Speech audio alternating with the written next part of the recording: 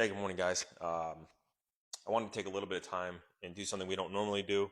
So typically we show off our work and how great it looks. So we don't show how long it takes.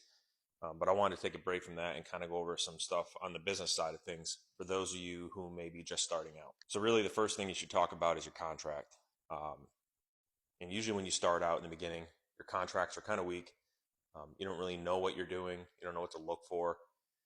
And as you are in business longer and you get burned or you learn life lessons, what didn't work, you kind of refine your contract and you'll start putting contingencies in there or scope of work clearly defined, payment schedules, all that.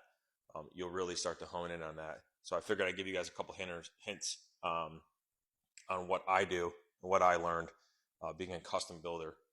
So the first thing you're going to want when you do your proposal, it should really be clearly defined. And I try to break it out as much as possible with line items showing this is the cost for this scope of work.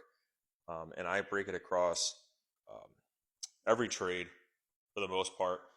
And it's all in an AIA form for the banks, which if you're not familiar with that, when you do projects on custom homes and banks are involved, a lot of times you have to have what's called an AIA form. It's an Excel document, and it's basically your proposal broken out with the contract amount for that scope of work on each line item, and it's able to track it throughout the project based on a certain percentage that you complete. And these are used for jobs that are well over 6 months long. Is where it's really going to help you, and this is where that goes back to that proposal and having everything broken out as much as possible. So beyond the proposal stage, when you talk about your contracts, we have things called allowances, and we put allowances on items that are um, very easy to go above and beyond. For instance, tile finishes, um, electrical, plumbing, HVAC, just because plumbing selections, we spec out kind of middle of the road. Customer may come in and choose super high end finishes. That's going to drastically increase that scope of work, that amount of money you have allotted for the project. So we put an allowance in, and basically anything that goes over the allowance is the responsibility of the homeowner, with your markup on that percentage difference. In your contract, you're going to want to define what an allowance is, because it seems to be a common problem that I found with homeowners a lot of times is a misconception that an allowance is that's the amount. And if you go over it, well, that's not my problem. That's because you said you could do it for that amount. And that's not what an allowance is. An allowance is, hey, we said we can do it this scope of work with these specs for this price. And if you go over that, it's going to be above and beyond the project. And that change from what you've defined as a scope of work and your amount and what it actually comes in at, it would be called the delta. That's your percentage change. So that amount of money, when you go to bill out, you would bill out just that little bit of extra that they went over, and then you would apply your markup, whatever that is. Some guys that do specs or production style homes, it's 10%, 15%. Custom homes usually runs in right around 20%. You're going to want to also set clear boundaries on expectation for payment. So for us, I set 7 days from the time we issue an invoice, 7 business days to pay. Most of the time, I've never had a problem with that, especially with banks. We submit an invoice, usually within a day or two. We're getting a call from the bank inspector, and he's out here, and within 7, 8 days, sometimes 9, the wire transfer goes through, and we get our pay. Another important thing is if COVID taught builders anything, it was the potential for materials to skyrocket. And if you were like us and a lot of other builders and you were on current projects when the material skyrocketed, you were kind of left with your hand out.